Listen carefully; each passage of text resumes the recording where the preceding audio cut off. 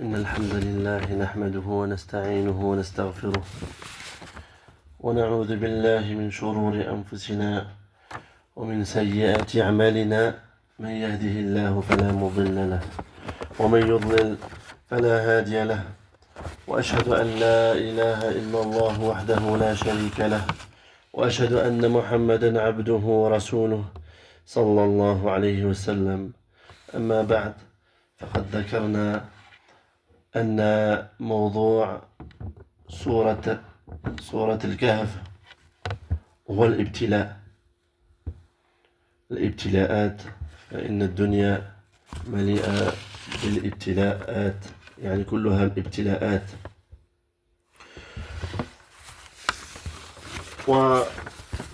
وما الابتلاء في قصة أصحاب الكهف؟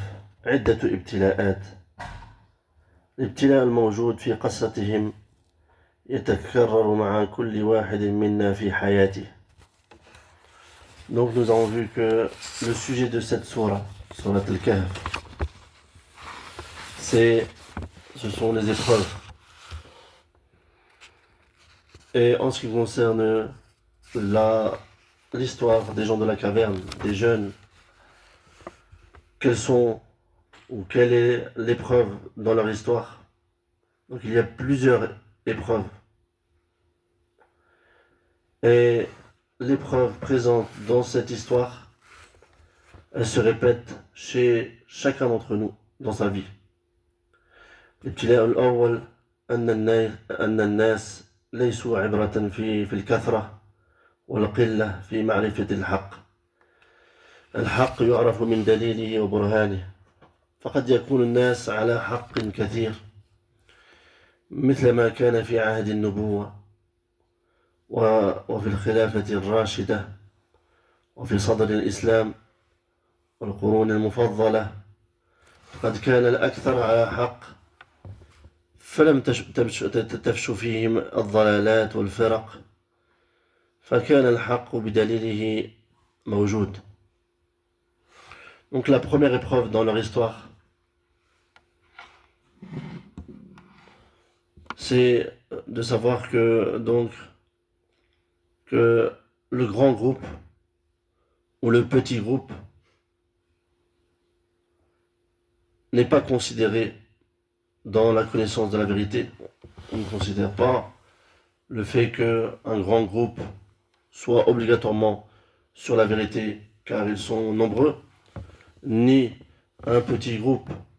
On ne considère pas qu'ils sont sur la vérité car ils sont peu. La vérité, on connaît la vérité par sa preuve, avec ses preuves, ses arguments. Il se peut que la vérité soit chez le grand nombre, comme ce fut le cas à l'époque de la prophétie. Les compagnons étaient nombreux. À l'époque des califes bien guidés, à l'époque des trois générations, des meilleures générations, c'est-à-dire l'époque des compagnons, des tabi'in, des suiveurs, atba' tabi'in, les suiveurs des suiveurs. La vérité était présente chez le plus grand nombre. Et les égarements et les groupes ne s'étaient pas répandus comme à notre époque. Et donc, la vérité était plus répandue, c'est-à-dire qu'elle était chez le grand nombre. La vérité accompagnée de ses preuves.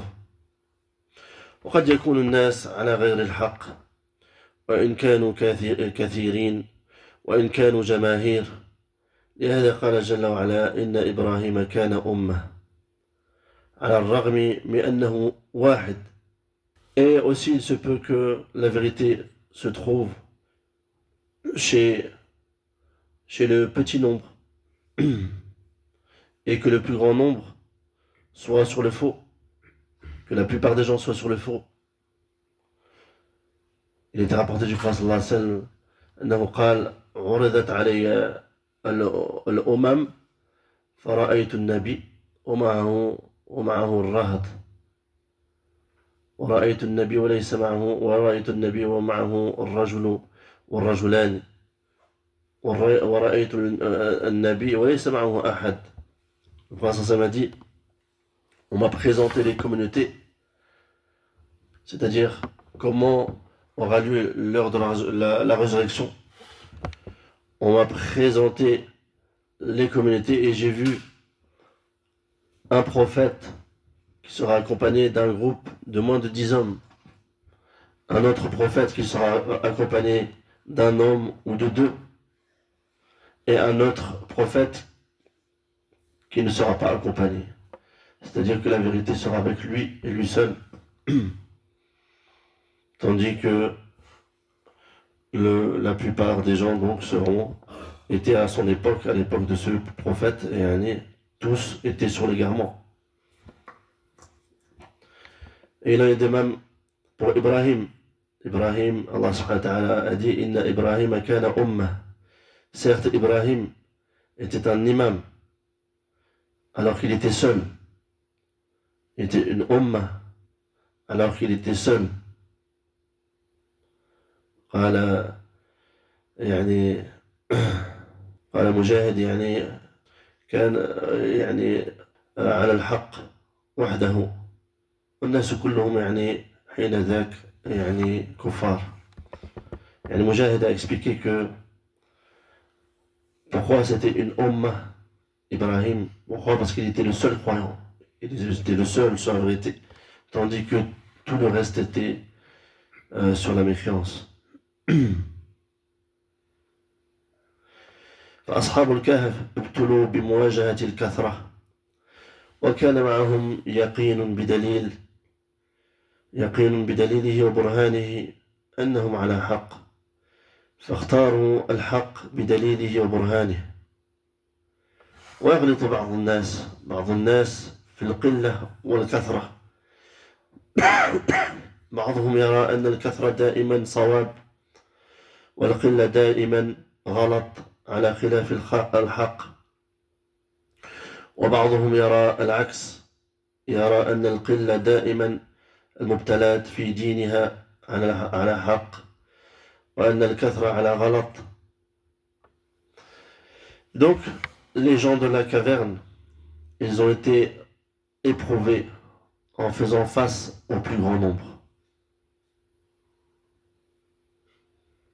Mais ils avaient un yaqin, une certitude basée sur les preuves et les arguments qu'ils étaient sur la vérité. Ils ont donc choisi la vérité avec ses preuves, avec ses arguments.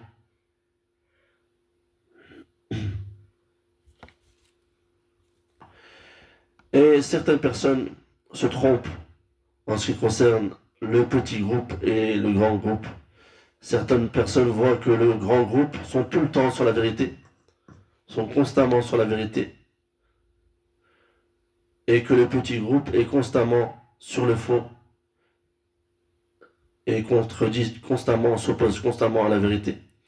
Et certaines autres personnes voient le contraire, c'est-à-dire qu'ils pensent que le vrai est constamment chez le petit groupe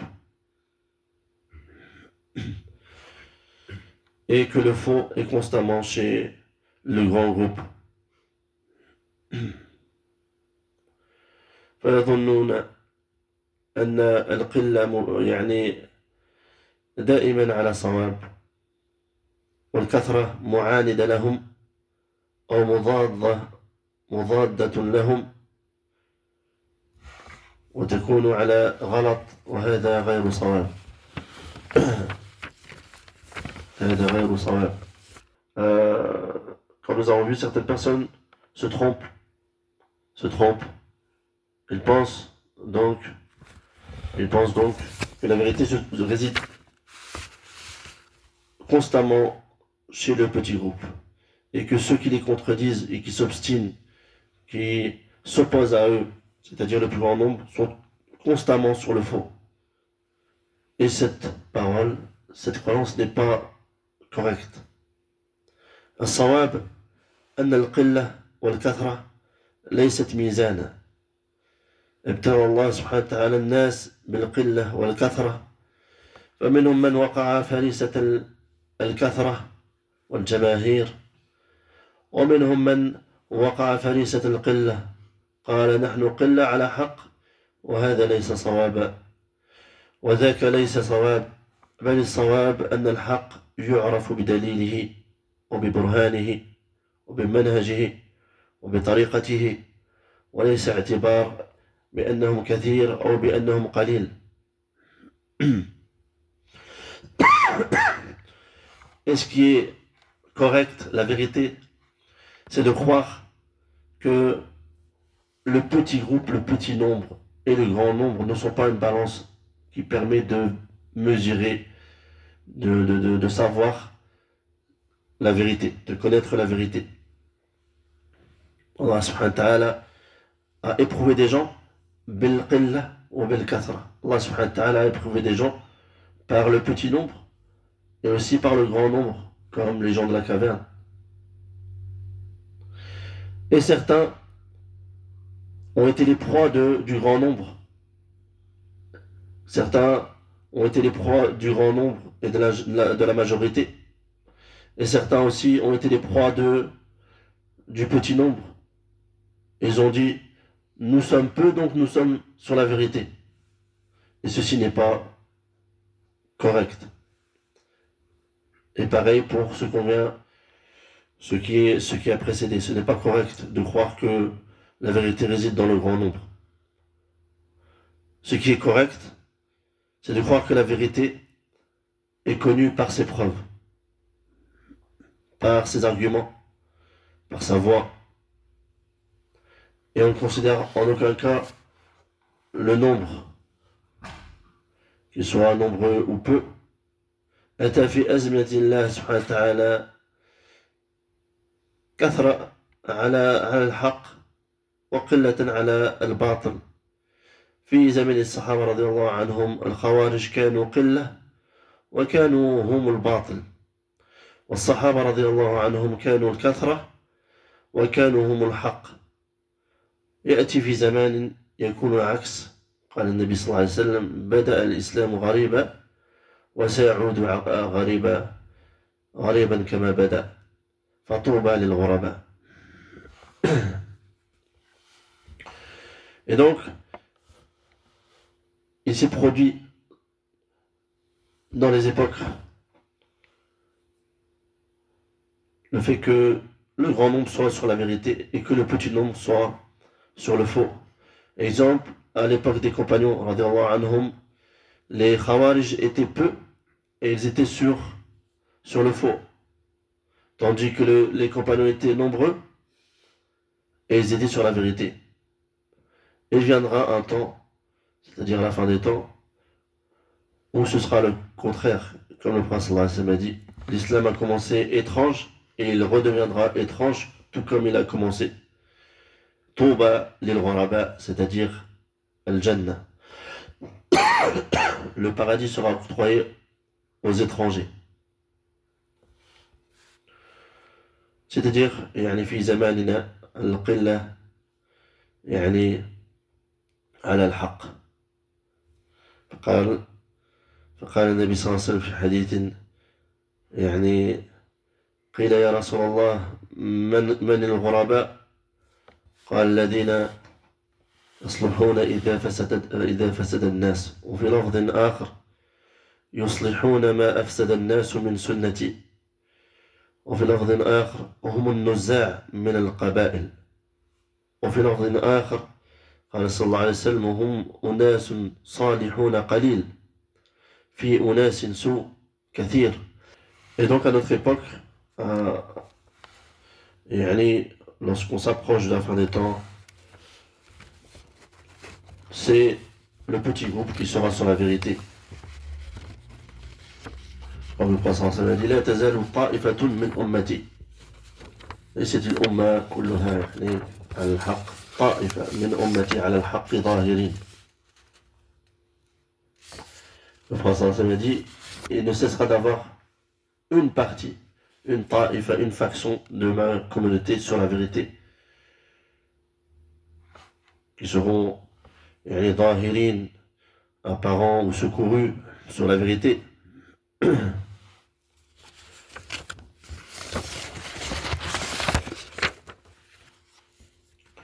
Et aussi, le prophète sallam a été questionné: Ô messager d'Allah, qui sont les étrangers? C'est-à-dire que l'islam a commencé étranger, c'est-à-dire que celui qui est entré dans l'islam était considéré comme l'islam était considéré comme une chose étrange, et celui qui est entré dans l'islam était une personne étrange, un étranger. Et il en est de même pour la fin des temps, pour la fin de la communauté du prophète sallam. Donc l'islam redeviendra étranger. C'est-à-dire que peu de personnes connaîtront l'authentique islam. Donc le prophète sallam a été questionné: Ô messager d'Allah, qui sont les étrangers? Il dit sallallahu alayhi wa sallam: ce sont ceux qui se corrigent lorsque les gens se corrompent. Et dans une autre version, le prophète sallallahu alayhi wa sallam a dit: il corrige ce que les gens ont corrompu de ma sunna, ce que les gens ont changé de ma sunna. Et dans une autre version, elle dit sallallahu alayhi wa sallam: hum an-nuzza' min al-qaba'il. C'est ceux qui sont dans un nizar', ils sont en dispute avec leur peuple. Ils ne s'entendent pas avec leur peuple. Pourquoi? Parce qu'ils s'attachent à la religion de vérité, à la sunna. Et dans une autre version, le prophète sallallahu alayhi wa sallam a dit: ce sont des gens pieux en petit nombre, parmi des gens mauvais en grand nombre. وكذا قال الله سبحانه وتعالى: وإن تطع من أكثر من في الأرض يضلوك عن سبيل الله. Aussi Allah subhanahu wa ta'ala dit selon le sens: et si tu obéis à la majorité de ceux qui sont sur la terre, ils t'égareront du sentier d'Allah. Et aussi parmi les preuves, il y a la parole du prophète sallallahu alayhi wa sallam: يعني افترقت النصارى افترقت اليهود إلى 71 فرقة كل يعني وافترقت النصارى إلى 72 ملة أو فرقة وستفترق هذه الأمة على 73 ملة أو فرقة كلها في النار إلا واحدة.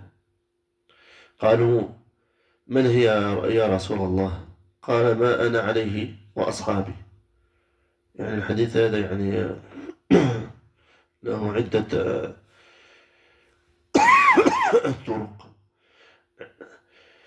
وقال كذلك في رواية: ما أنا عليه اليوم وأصحابي. وقال في رواية: الجماعة. Donc le prophète sallallahu alayhi wa sallam, dans un hadith authentique, il dit, donc il y a plusieurs versions de ce hadith, elle dit que les Yahoud se sont divisés en 71 groupes, les Nasara en 72 groupes, et cette communauté va se diviser en 71 groupes, en 73 groupes, tous au feu, sauf un groupe, une faction. Et les compagnons ont demandé: ô messager d'Allah, qui sont-ils? Le prophète sallallahu alayhi wa sallam a répondu: ce sont ceux qui sont ce sur quoi je suis moi et mes compagnons. Il y a plusieurs autres versions. Dans une version, il dit sallallahu alayhi wa sallam: al-jama'a, le groupe. Donc ceci prouve que une partie de la Ummah sera sur la guidée. Et aussi, il est connu de Ibn Mas'ud radiyallahu anhu, يعني في الأثر الصحيح عن ابن مسعود رضي الله عنه قال: خط لنا رسول الله صلى الله عليه وسلم خط المستقيم، وقال: هذا سبيل الله، وخط عن يمينه وعن شماله خطوطا، وقال: هذه السبل، وعلى كل سبيل منها شيطان يدعو إليه. ثم قال: وأن هذا صراطي مستقيما فاتبعوه ولا تتبعوا السبل فتفرق بكم عن سبيله. Aussi, dans le hadith d'Ibn Mas'ud radiyallahu anhu, il dit: le prophète sallallahu alayhi wa sallam a tracé un trait droit. Il a dit: hada sabilullah, c'est le chemin d'Allah. Et il a tracé plusieurs traits à sa droite et à sa gauche. Et il dit هذه السبل, ce sont des voies. على كل سبيل منها شيطان يدعو إليه. Et à chaque voie, il y a un diable qui appelle à cette voie. Et puis ensuite, sallallahu alayhi wa sallam, il a récité la parole d'Allah subhanahu wa ta'ala وَأَنَّ هَذَا صِرَاطِي مُسْتَقِيمًا فَاتَّبِعُوهُ. Et ceci est ma voie droite, suivez-la. وَلَا تَتَّبِعُوا السُّبُلَ. Et ne suivez pas les sentiers qui vous égareront فَتَفَرَّقَ بِكُمْ عَنْ سَبِيلِهِ, qui vous égareront de son sentier. Donc, là, à notre époque, le petit groupe, s'il est sur la vérité, c'est une balance pour connaître. Donc, c'est ce qu'on considère, c'est le petit groupe à notre époque. S'ils sont sur la vérité, bien sûr, et non pas al-akthar, non pas le plus grand nombre. فإذا الابتلاء الأول ألا تضع في ميزانك للصواب كثرة الجماهير أو قلتها. الدليل ما هو؟ الحق ما هو؟ منهج النبوة ما هو؟ منهج الصحابة ما هو؟ منهج الأئمة الصالحين ما هو؟ منهج العلماء ما هو؟ Et donc, la première épreuve, c'est que tu ne places pas dans ta balance qui permet de connaître la vérité, c'est que tu ne passes pas le grand nombre ou le plus petit nombre ou la majorité. Non, c'est de placer dans ta balance ad-dalil. Quelle est la preuve? Ad-dalil, mahu.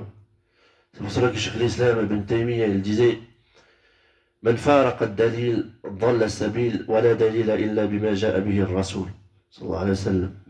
Celui qui se sépare de la preuve, il s'est séparé, فقد ضل السبيل, il s'est égaré du sentier. Et il n'y a pas de preuve si ce n'est ce qui a été rapporté du prophète sallallahu alayhi wa sallam, du messager sallallahu alayhi wa sallam. Donc, ce que tu dois savoir, c'est où est la vérité? Quelle est la voie prophétique? Quelle est la voie des compagnons? Quelle est la voie des imams pieux? Quelle est la voie des savants? C'est ça que tu dois connaître, chercher à connaître et à placer dans ta balance, et non pas le grand groupe, parce qu'ils sont beaucoup, je les suis. Ou parce qu'ils sont peu, je les suis. ولنفرض واحد منتسب لأهل العلم قال كلاما يخالف إخوانه من أهل العلم. العالم قد يعني يزل. ما جعل الله سبحانه وتعالى العصمة إلا لأنبيائه، لكن أتباع الأنبياء يحصل منهم ما يحصل.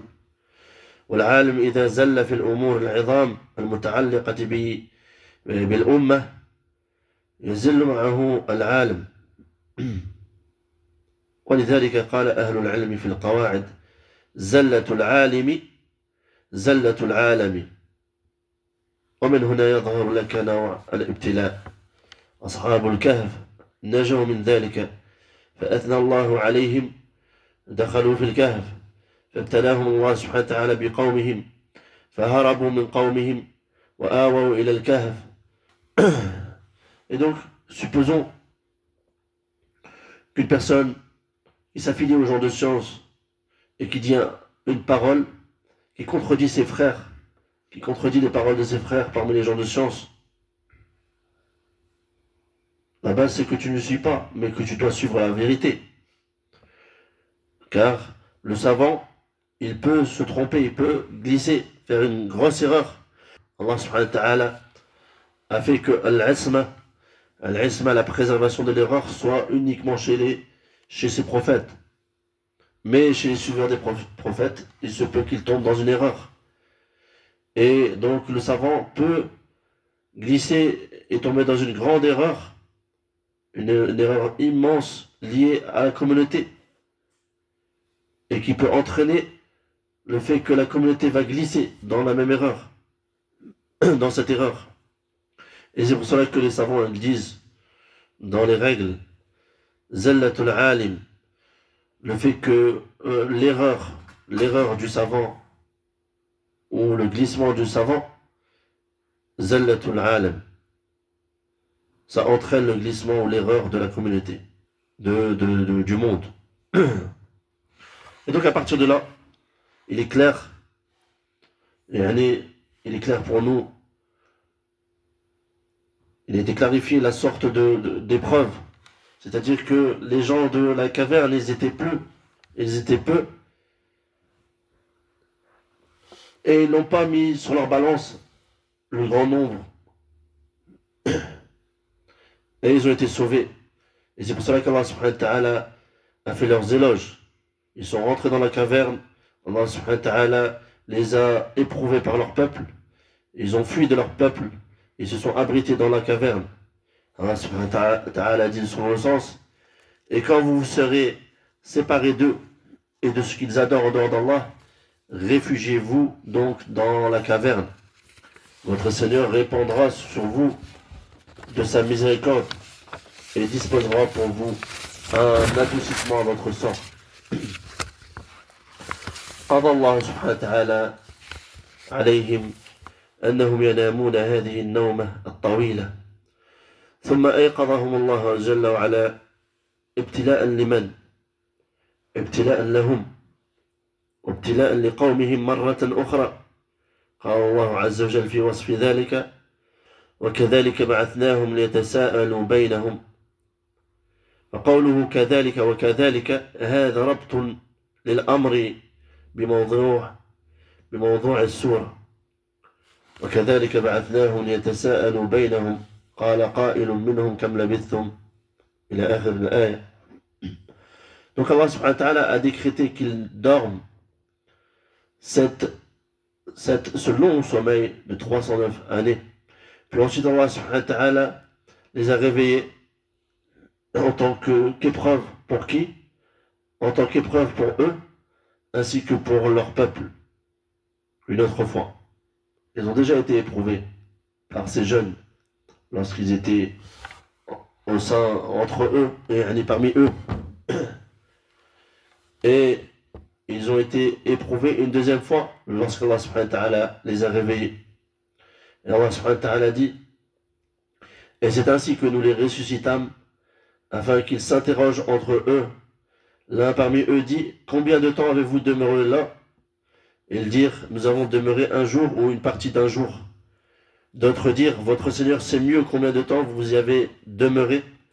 Envoyez donc l'un de vous à la ville avec votre argent que voici, pour qu'il voie quel aliment est le plus pur, et qu'il vous apporte de quoi vous nourrir, qu'il agisse avec tact, et qu'il ne donne l'éveil à personne sur vous. فلا يزالون يتذكرون الخوف الأول ولا يشعرن بكم أحدا إنهم إن يظهروا عليكم يرجموكم أو يعيدوكم في ملتهم ولن تفلحوا إذا أبدا. Et donc, ils n'ont cessé de se rappeler la peur primaire, la première peur qu'ils avaient lorsqu'ils ont fui leur peuple.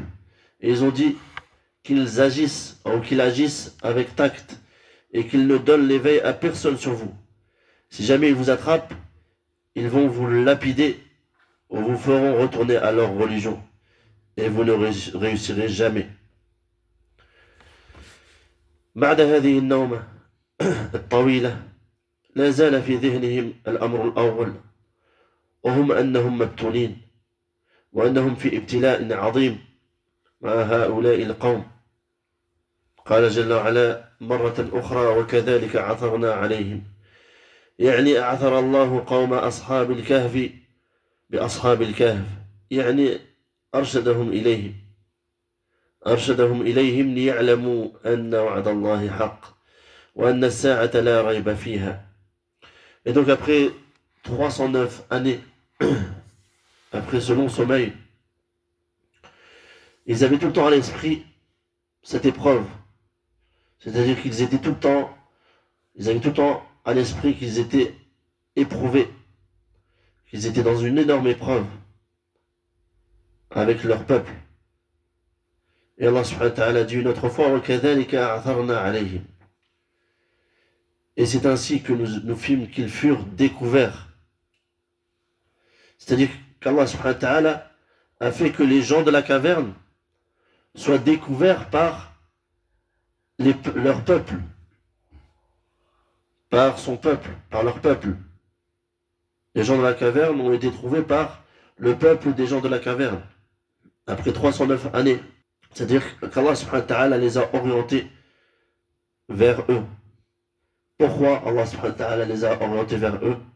Allah subhanahu wa ta'ala nous a dit dans le reste des versets, dans la suite des versets, لِيَعْلَمُوا أَنَّ وَعْدَ اللَّهِ حَقٌّ, afin qu'ils sachent, c'est-à-dire le peuple des gens de la caverne, qu'ils sachent que la promesse d'Allah est vérité et qu'il n'y a point de doute au sujet de l'heure.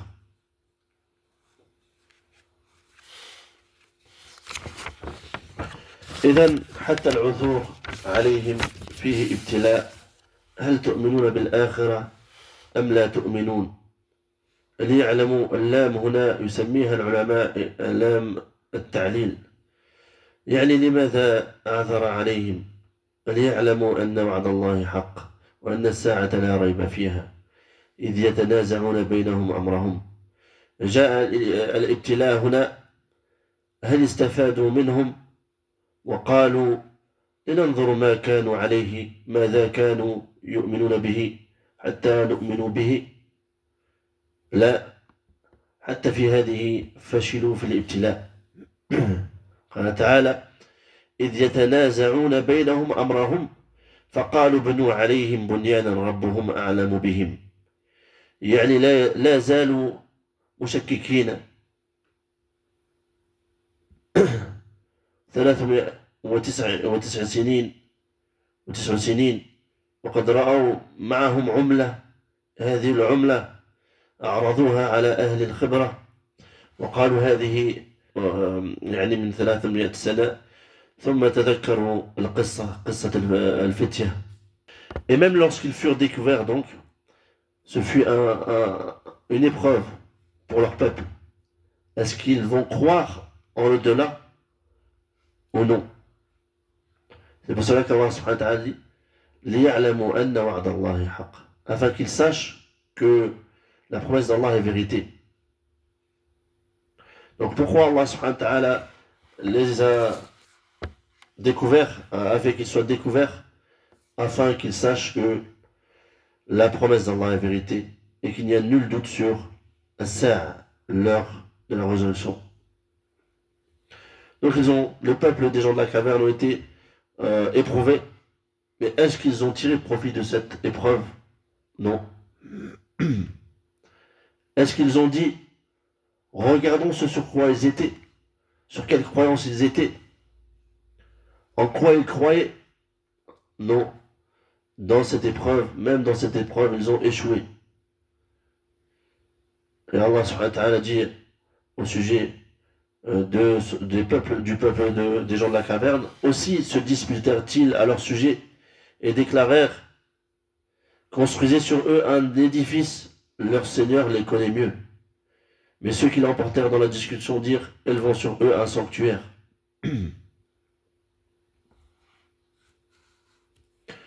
Donc, ils ne cessaient d'avoir des doutes. Pourtant, ils sont restés 309 années. Ils ont vu qu'ils avaient une monnaie. Et cette monnaie, ils l'ont présentée à une personne, un expert. Et il leur a dit que cette monnaie venait d'il y a 300 années. Et puis ensuite, ils se sont rappelés l'histoire de ces jeunes qui se sont sauvés de leur peuple. Et même avec tout cela, ils ont échoué dans l'épreuve.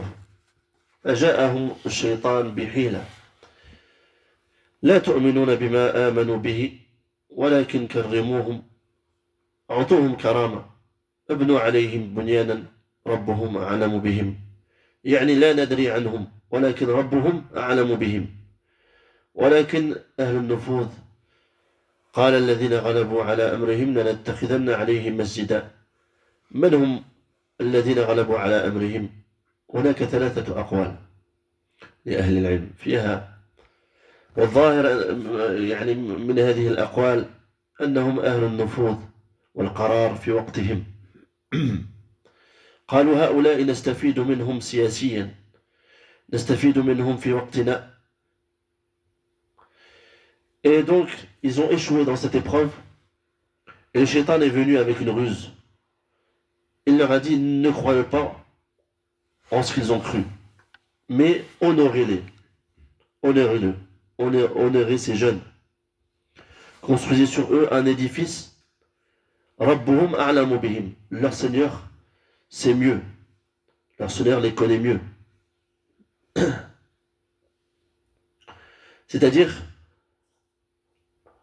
lorsqu'ils ont dit leur Seigneur les connaît mieux, c'est-à-dire que pour eux, ils ne savaient pas si leur histoire était vraie ou pas. Ils ont dit, nous ne savons pas, mais c'est leur Seigneur c'est mieux à propos d'eux. Et les gens qui avaient le pouvoir, les sultans, ceux qui avaient le pouvoir décisionnaire, ils ont dit, construisez, ils ont dit, élevons sur eux un sanctuaire. Élevons sur eux un sanctuaire, un masjid, un lieu de prosternation, un lieu de prière. Un lieu de prière.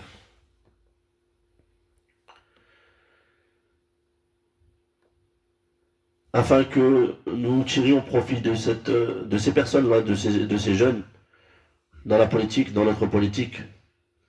C'est-à-dire que les gens qui avaient le pouvoir décisionnaire ont demandé de construire un édifice, une mosquée, un endroit de prière au-dessus d'eux,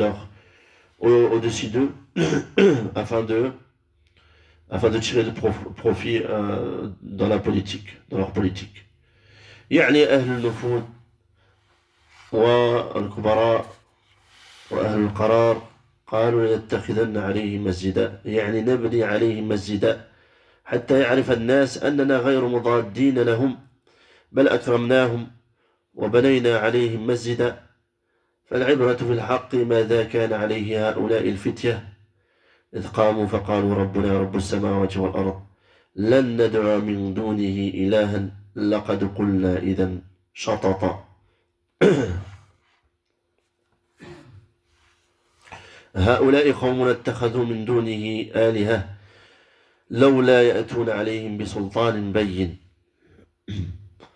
Donc, les gens qui avaient le pouvoir décisionnaire ont dit, nous allons construire un masjid sur eux, afin que les gens sachent que nous ne sommes pas contre eux, nous ne nous opposons pas à ces jeunes. Au contraire, nous les avons honorés en construisant sur eux une mosquée. Mais ce qui est considéré, bien sûr, c'est la vérité sur laquelle ils étaient. Lorsqu'ils se sont levés et ont dit Rabbuna, notre Seigneur, c'est le Seigneur des cieux et de la terre, et jamais nous n'allons invoquer une autre divinité avec lui, en dehors de lui. Et c'est la sunna des peuples précédents. Il faut savoir que ce verset-là, les savants du tafsir expliquent que c'est un blâme d'Allah subhanahu wa ta'ala. Ce verset, il a été cité pour blâmer ces gens qui ont pris la décision de construire. يعني ذم لهم من الله سبحانه وتعالى لأهل النفوذ.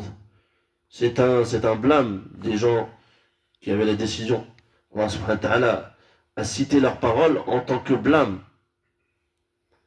Et c'était la sunna, la tradition des gens qui vivaient avant l'islam.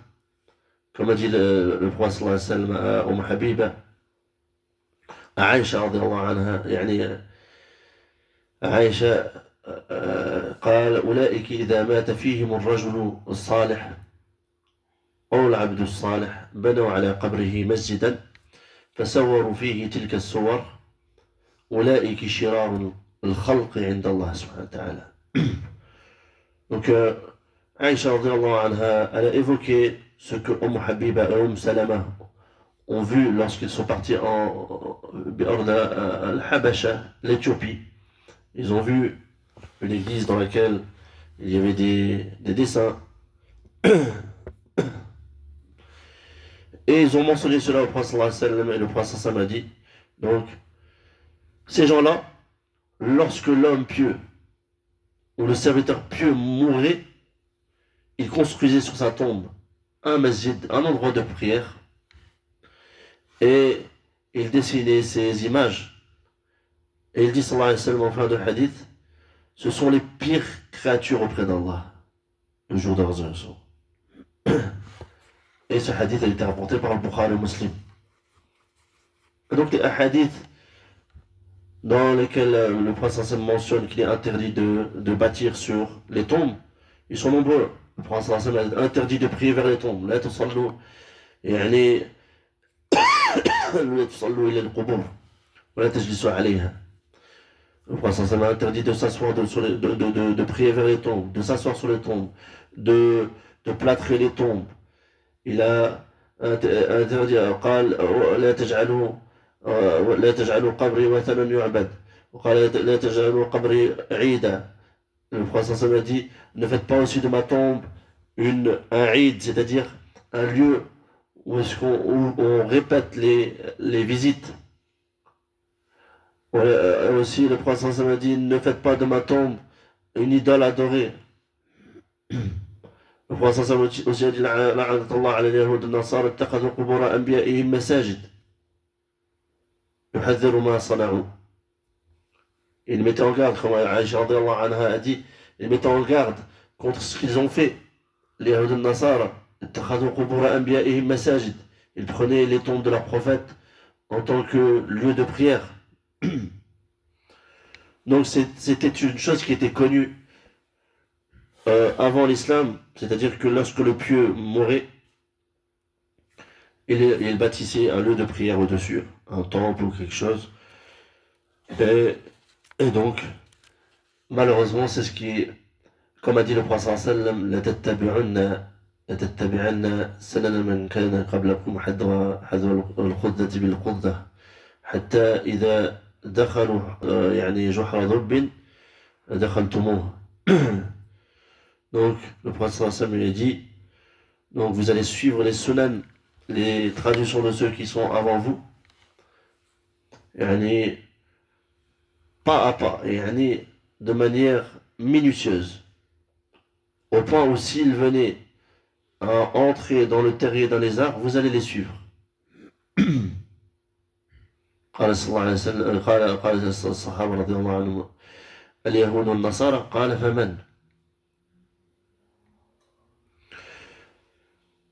Donc, malheureusement, la communauté a suivi les communautés précédentes comme le prophète sallallahu alayhi wa sallam l'a prophétisé. C'est pour cela que dans le monde musulman, dans le monde islamique, il y a plus de 22 000 coupables qui sont adorés en dehors d'Allah subhanahu wa ta'ala. Juste la tombe d'Al-Badawi fait Masr en Égypte, il y a plus d'1 million de personnes qui viennent chaque année pour tourner autour des tombes. Alors que le prophète sallallahu l'a interdit, alors que ceci est du grand shirk de l'association.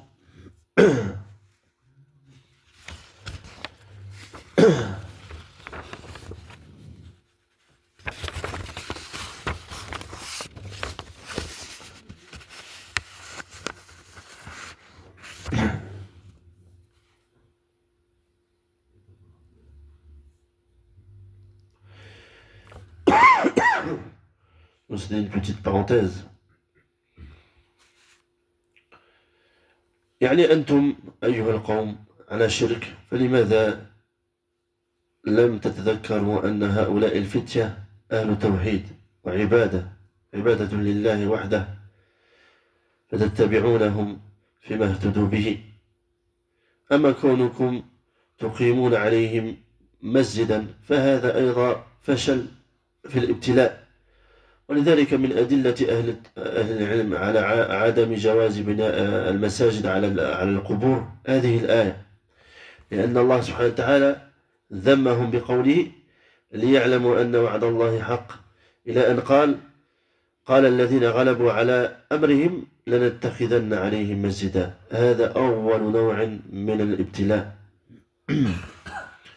Donc, ces gens-là, ce peuple était sur l'association.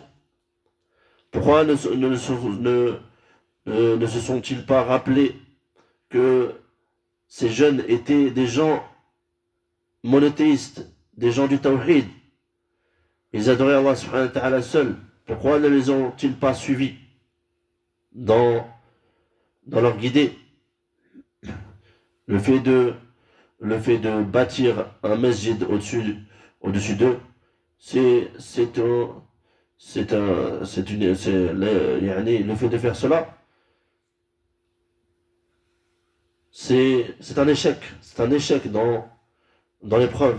Et c'est pour cela que parmi les preuves que les gens de science prennent pour prouver qu'il est interdit de construire sur les tombes, de construire des mosquées sur les tombes, c'est ce verset.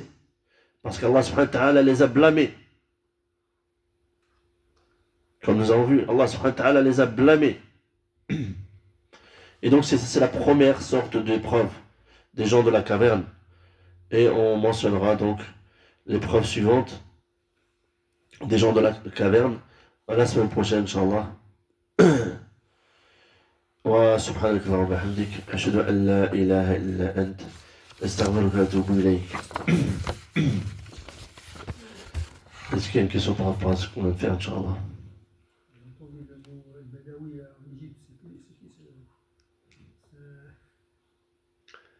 Le Badawi, ils disent que c'est une personne salih. Mais les gens du Tahrir, les gens des historiens, etc., ils ont vu que c'est une personne qui n'est pas salih. C'est pas une personne. Et pourtant, les gens l'adorent. Et même si c'est salih, c'est de la grande association, c'est du grand shirk. Shirk billah subhanahu wa ta'ala.